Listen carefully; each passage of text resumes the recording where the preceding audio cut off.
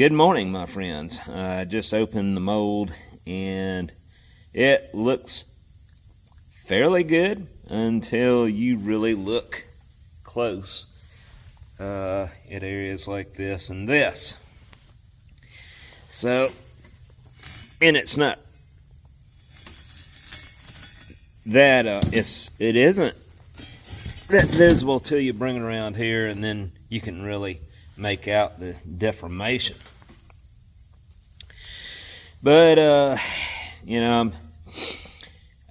I talked to a good friend of mine last night, and he's given me some pointers, some that I haven't thought about. Normally I would only try this technique on something super thin. These are not thin, and if you think about it, guys, if you stretch this out, I was talking to another friend of mine, Doyle, the other day, and if you stretched all these little curls out and tried to imagine pushing that much iron that far down a runner, it's quite a challenge without having a heated mold. We're going to do the next one on an incline, and a slight incline, and we're going to feed it from one side. And we're not going to do it the way I was thinking we were going to do it. We're going to follow Joe's direction on this, if it and see what happens. Right now, I'm grasping at straws because we have to get this job done.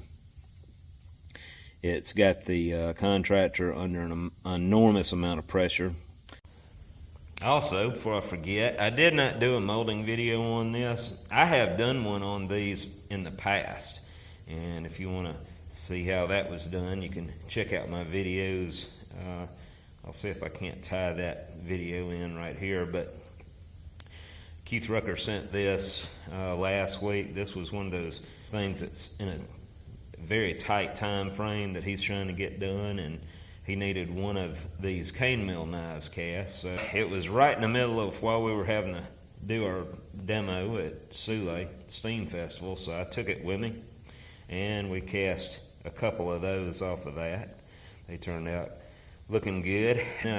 I ground and cleaned them up, and I left them on the bench last night outside, and it rained.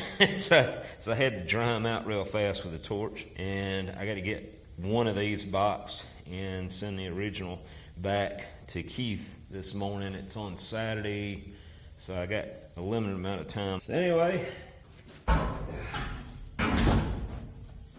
this to our collection. Looking, and I'm going to destroy this box. It looks like the way it's currently setting, if I take the runner out here, go ahead and ram this up, and then put the runner on the other side, if we were to pour with the detail up, right? It would fill the runner first and then spill over and fill all 4 points. We'll give it a shot. We'll see how that works. Once I get this rammed up, we will be looking at this upside down. The runner's going to be to the bottom, and I'm going to be able to gate in at 4 places. I know this runner could be a little longer. All right, so this is the cope. This is going to be the top of the runner. Runner's still in the drag. And here's the gates. I know they're crude. And here's the runner. Like I said, I know I'm going to destroy this box, but if we can get one good use just to see if this is going to work, it's worth it. Well, this angle's only going to be about 10 degrees, the way I got this. In order to keep my weights on it too. I could elevate it more, but I'm going to probably overshoot my pouring basin trying to fill it. The Foundry frog. Fred's been around a while. Well, we wouldn't want Fred to flop off in this hole, so we'll cover it up. Last thing we need is a fried frog. Speaking of which, frog legs and dumplings sure sound mighty good. This particular casting here, we've had it quite a while, and the customer, Mr. Brian Edgerton, he is asking for these. So we're going to go ahead and knock these out too while we do this, because I have a feeling we may have a pretty good blowout on this. And instead of losing 40 pounds of iron. You may as well have some extra molds made up. On this particular casting, it is a handle. It's a very unique looking handle. You see that? Now I see a few things we need to address before we use this. The flashing from the original Foundry, Bubba, as Mr. Pete calls him, he didn't do his job. See that? But I'm going to leave that. This is not my casting to dress up. I want to leave it as close to original as possible. As long as it doesn't get in my way of molding this, I don't care. But if you look right here on this thing right there, that little post, come on, focus, focus. Right there. Right here. Come on, let's see if we can. I'm not used to this camera, guys. Here we go. All right, let me go to the microscopic zoom here, or whatever you call it. No, that's not gonna work. Finally. All right, you see that? Crap, this thing has a mind of its own. There you go. Now you see that little divot? I'm going to roll it this way. That's going to hook in the sand, so I'm going to have to file that off. I don't have any choice. For the most part, I think this is going to do okay. The insides of these handles usually are really rough, and it's going to see that little notch that's been cut in there somehow. That's going to actually be in the other casting as well. Like I said, he needs 3 of these, and we're going to try to knock these out today with this other decorative casting we're pouring. We will try to cast that hole in there. We may end up having to make a sodium silicate insert for this part of it. I don't know. Why does a camera do that?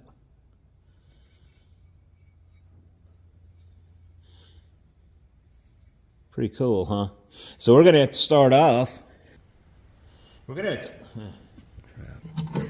have to start off by casting it with this side just up like that, because it's flat here. Now there is that little boss there. It does stick up past the plane, so it is going to be slightly askewed. This is not traditionally how I do things around here, but we're in a big hurry, and we're going to do what's called, we're going to nest these flasks together. Now it would work better if I had 3 individual patterns, but I don't.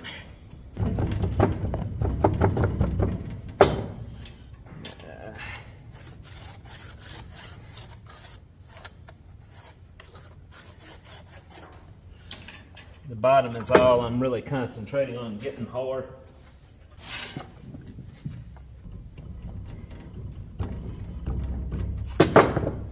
Yeah, a little more.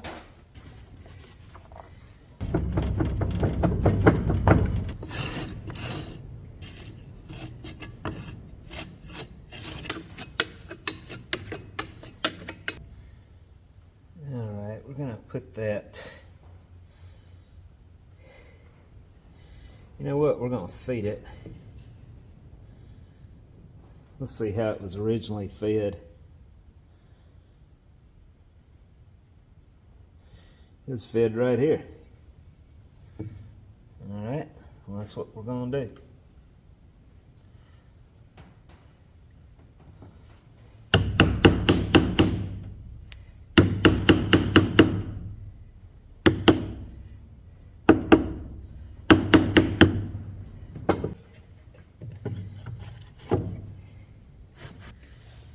I have done this on some castings and it works quite well.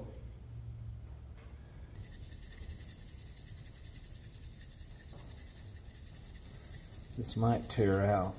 If it does, we're going to abandon this idea.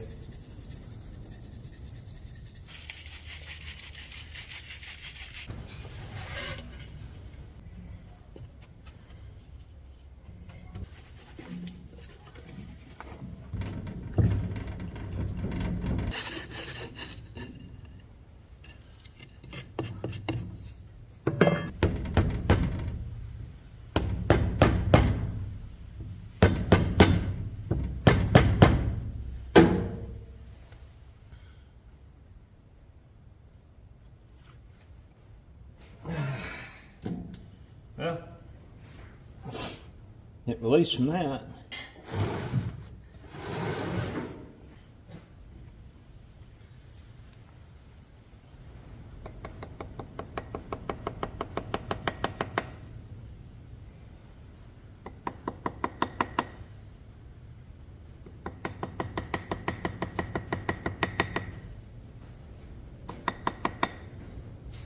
All right, let's see if this baby's gonna come out.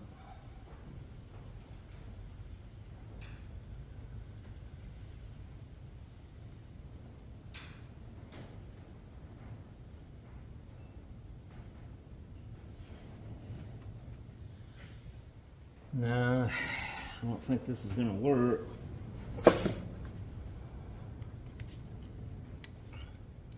Well, yeah, it might. All right, I do have a little bit that broke out there. And if these are not satisfactory, we're not going to use them.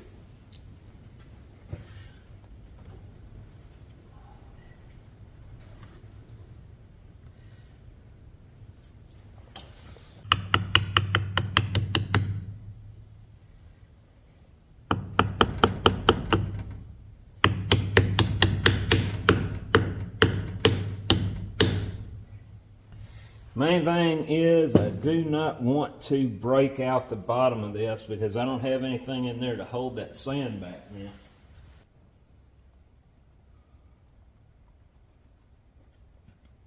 Main thing I want to make sure of when I go to disassemble this is I reassemble it back the same way, right?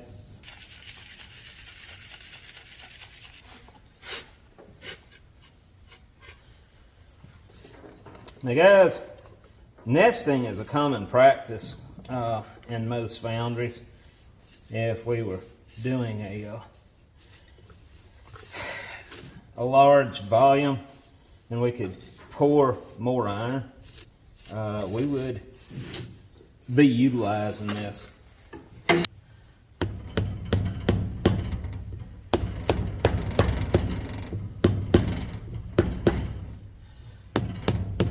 Just to help differentiate between the two.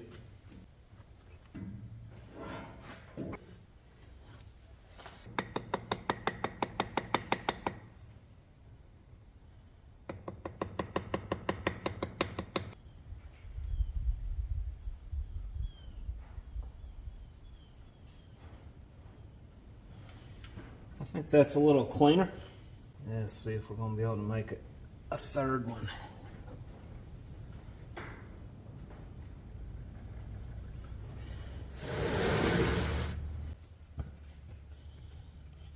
just flush these two front corners up to know where I'm at. You know what? Let's yeah, we'll get another box. Yeah, this one's much better, isn't it? Alrighty.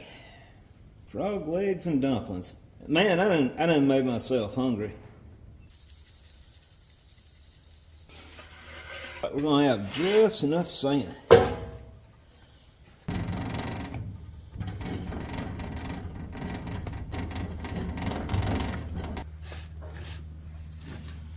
Well, the wind's died down.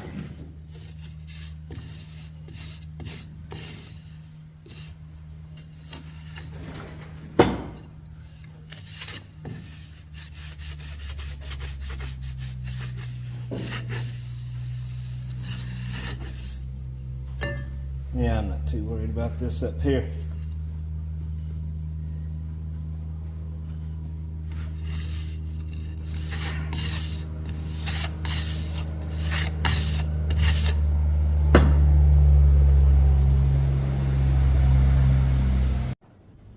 So I accidentally cut the camera off. You didn't miss nothing but about 3 minutes here. But I'm working on getting this out of the last mold now.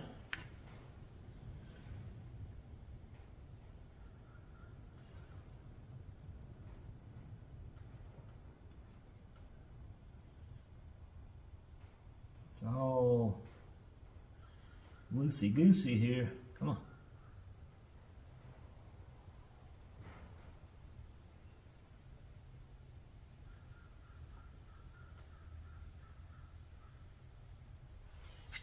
I keep crumbling right in here on that inside.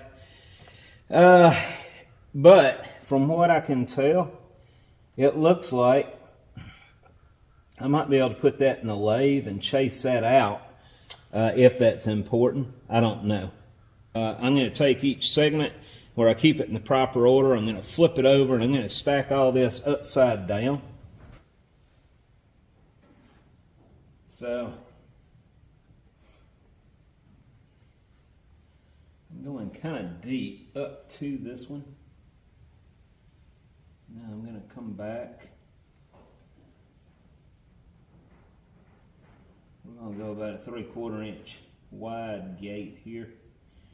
And I'm going to drop in about a 1/4 inch from the edge and carry that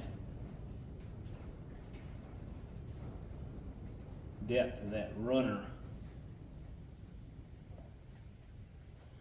just a little deeper, just to keep it hotter.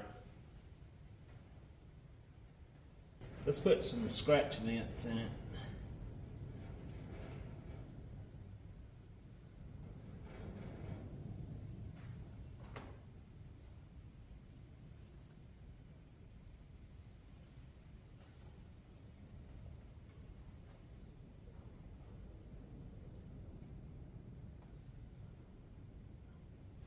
The reason I'm using scratch vents is these things are way down in the sand, so you got like a lot less permeability for a piercing, because the piercing's not going to be able to go all the way down through. See, this is as long as my vent wire is, so this way it can just kind of hiss out the sides.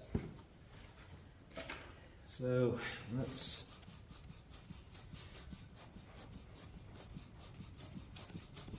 all right, so this one is ready to sit on the conveyor. We may have to redo these. I was just trying to get Brian his castings. I was trying to fit those in. Like I said, I'm going about 3/4 of an inch wide here. Now I'm going to carry it down deeper here.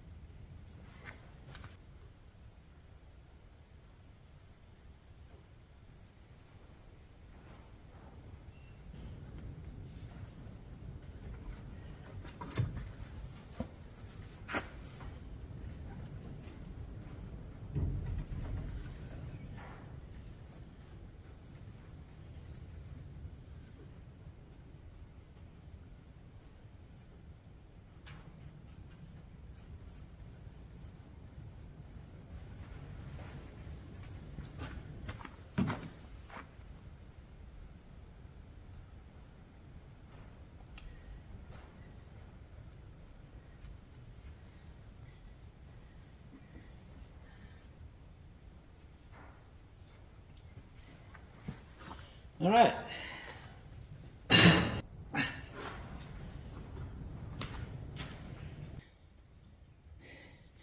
So we got a little extra mold here to pour if we have a blowout and this one doesn't work. We can switch right over and go ahead and fill that one up, and we're not out of wasted fuel for a change.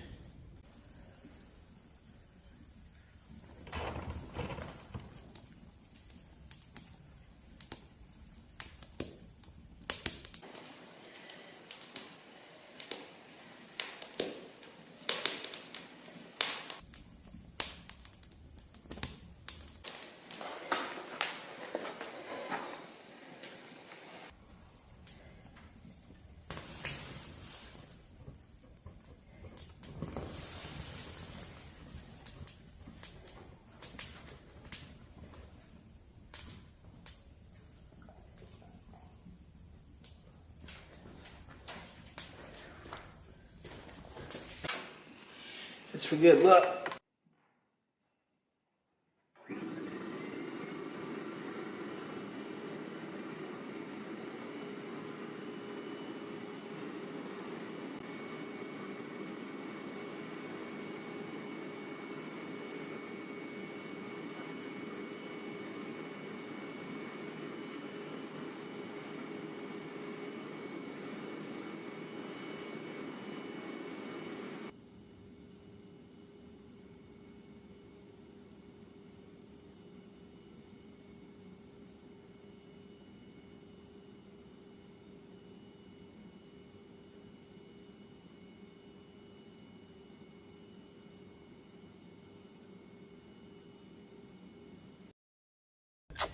Yep, no penny now. Speaking of pennies, I took $1 up to the cracker station with me for a minute.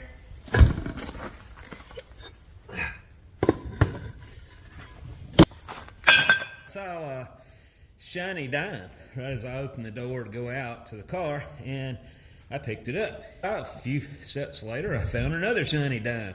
Well, as I kept going in the car, I bet I racked up over $1.50 in change. I'm thinking, this is my lucky day. I realized I had a hole in my pocket. That was change falling out of my pocket the whole time I left the car. I put those wood strips there because of the surface area of these weights. I don't think that was going to be enough to restrict the venting action, but you know, who knows? So I decided to put the strips down where it takes up less surface area. Now guys, if this did not work, I'm not done yet. We're gonna do the same exact thing, except I'm gonna increase my angle. That's the one thing that I didn't do following my friend Joe's instructions. He said about a 3 to 4 inch incline, and if you level that out, I'm looking at maybe 1.5 inches. The only reason I put it on that angle is my weights aren't going to fall off, right? Already.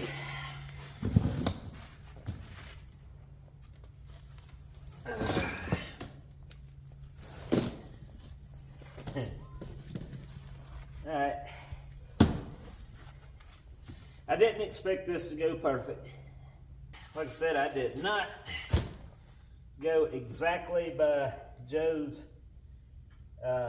directions. In the gate, the leaf actually filled better here than it has on the others. So we're going to do this again. We are going to increase our gate size. We're going to increase our tilt angle. We may actually do all right. You guys are only seeing this, all right?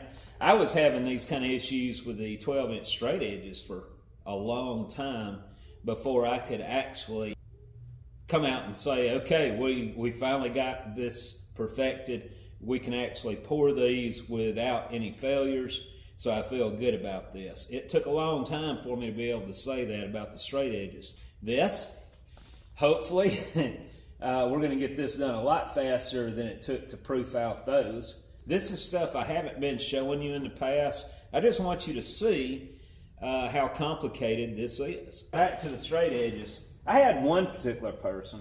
I mean, he went on and on because I stayed kind of off the grid as I was trying to do what you're seeing me do here with the straight edges. So I didn't put that many posts out because I was too busy trying to make this happen. He was telling me how lazy I am, and he must have spent half the day typing that email. And, you know, I was thinking, you know, I'm not going to go off the map like that again on you guys. I will keep you posted on everything that's going on here. I don't want anybody to think I'm lazy. I am far from lazy. I don't have much faith in this either, guys, because I didn't have a pattern for each section when I did this nest. The appropriate way to have done that would have been to put my finest facing sand on each piece, build it up, ram it up harder, which I didn't do, because I didn't have 3 patterns to put in between each section to help keep that from getting distorted as I ram sand above it, if that makes sense. So I had to go carefully. So I don't look for these to turn out, but you will see the results of how nesting works.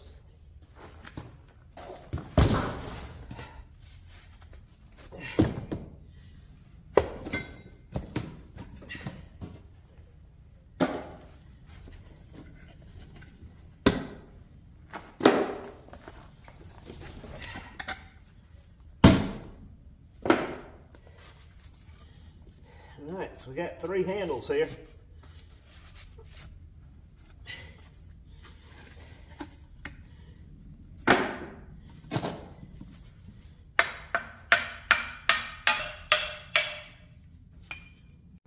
All right, guys, so none of these made it. This is the original casting. The final castings, when I get done with them, are going to look better than that. This primarily was just to have something to dump excess metal in, and at the same time be able to demonstrate what nest molding is. These are far from being acceptable. The finish alone would kick them back, let alone the, as I said, when we're molding these up, using one casting instead of having a set of 3 to keep in there as I continue to round the upper layers, it deforms the lower level part of the mold if I don't have a pattern in there to keep the sand in place. And that's kind of what happened here. Actually, this one completely squished to a whole different kind of shape. As you can see right here, that outer boss is not even concentric with this. So we've got to get another attempt made on the New Orleans casting right now. Hello, my friends. I want to introduce y'all to my, he's practically my neighbor. He's a subscriber to the channel, Sean Thompson. Sean had asked me if I would have any use for some brake rotors. Of course, we always are, right? But anyway, he asked me if I had a use for a vise and an anvil, and he sent me a picture of the anvil, and it was actually pretty cool looking. It was broke, but the repair job looks like it was from the late 1800s. I asked him how he acquired it, and it's legitimate. Yeah. It was legitimate. Oh, yeah, yeah. This is it, and there's no markings on it. I'm not sure exactly the age, and I have no idea how that waist got broken. My idea was they probably had it up under a power hammer. You know, that's the only thing I can think of. The repair was probably done close to 100 years ago. It's a very cool tool to have around here, and I really do appreciate that, Sean. Also, Sean donated this vise, swivel vices. It's 5-inch. He said the Acme nut is stripped, so that's not going to be a problem to fix. And I'm sure I got a machinist buddy that can help me out there if I need that. So, matter of fact, one of them just got through doing an Acme thread. But anyway, Sean, I do appreciate all this. I appreciate you too. But yeah, as I've always said, I always enjoy having visitors out here, and it's been a great visit with Sean. I'm thankful to have all of you as what I consider my friends. And even though I got a few trolls in a bunch, for the majority of it, it's all been worth it. But anyway, Sean. I'm glad I didn't ruin it for the other people. No, no, you didn't.